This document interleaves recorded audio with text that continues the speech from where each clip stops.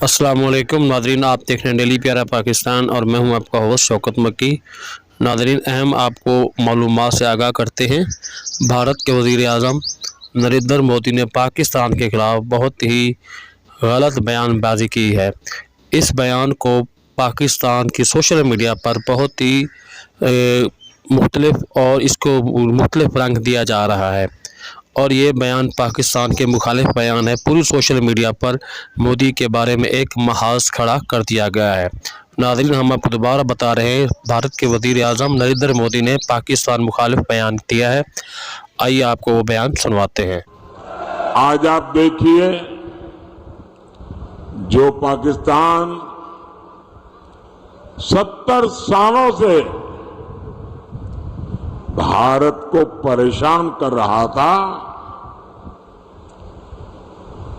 जिसके हाथ में बम का गोला रहता था,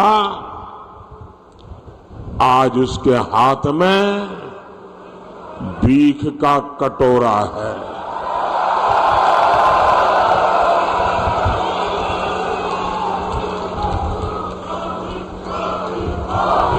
जब धाकड़ सरकार होती है तो ऐसे ही दुश्मन कांपता है।